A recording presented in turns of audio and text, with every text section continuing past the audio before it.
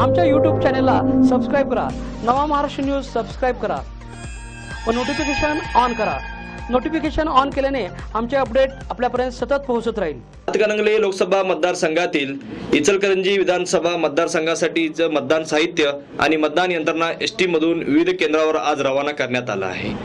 267 मतदान केंद्रे असून त्यापैकी 37 मतदान केंद्र संवेदनशील आहेत। संवेदनशील केंद्राच्या ठिकाणी सीसीटीव्हीची यंत्रणा कार्यान्वित केली असून सर्वच केंद्रावर सुरक्षेसाठी पोलीस फौजफाटासह तैनात करण्यात आला आहे।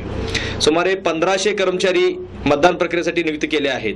गंगामाई गर्ल्स हायस्कूल ते आदर्श मतदान केंद्र तर बाबासाहेब खंजिरे नाईट कॉलेज येथे सखी मतदान केंद्र उभारले आहे।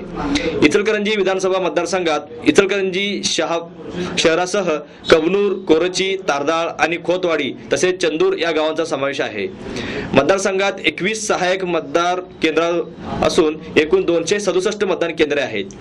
त्यापैकी 37 केंद्रे संवेदनशील असून त्यासाठी सीसीटीव्ही यंत्रणा कार्यान्वित करण्यात आली आहे। प्रत्येक केंद्रावर 3 अधिकारी, 1 शिपाई, 1 पोलीस अशा 6 जणांची नियुक्ती करण्यात आली आहे। निवडणूक निर्णय अधिकारी नंदकुमार काटकर, सहाय्यक निवडणूक निर्णय अधिकारी तथा प्रांताधिकारी समीर शिंगटे हे कार्यरत आहेत। मुख्याधिकारी दीपक पाटील, चैताली सावंत, दिनेश पारगे, उपनिबंधक माळी हे त्यांना मदत करत आहेत। मतदान मशीन सील करून ते सुरक्षा व्यवस्थेत राजीव गांधी सांस्कृतिक भवन इथे ठेवण्यात आले आहेत। ते मशीन आणि मतदानासाठी साहित्य ताब्यात घेण्यासाठी अधिकारी कर्मचारी राजीव गांधी भवन इथे गर्दी केली होती। मतदान मशीन आणि साहित्य तसंच सुमारे 1300 अधिकारी कर्मचारी आज एसटीतून संबंधित मतदान केंद्रावर रवाना करण्यात आले। मतदान यंत्रणेबरोबर व्हीव्हीपॅट मशीन असल्याने प्रशासनाकडून विशेष खबरदारी घेण्यात येत आहे। मतदान केंद्रावर 200 मीटर अंतरापर्यंत मोबाईल वापरास बंदी घालण्यात आली आहे। दिव्यांगासाठी व्हीलचेअर तसेच मागणीनुसार ने-आण करण्यासाठी 25 रिक्षांची व्यवस्था करण्यात आली आहे।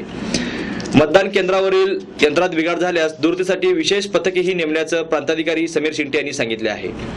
निवडणुकीच्या अनुषंगाने पोलीस दलाच्या वतीने शहरातून संचलन करण्यात आलं तर भरारी पथकाचेही सर्वत्र करडी नजर असल्याचे सांगण्यात आलं। एकूणच मतदानासाठी प्रशासन यंत्रणा सज्ज झाली आहे।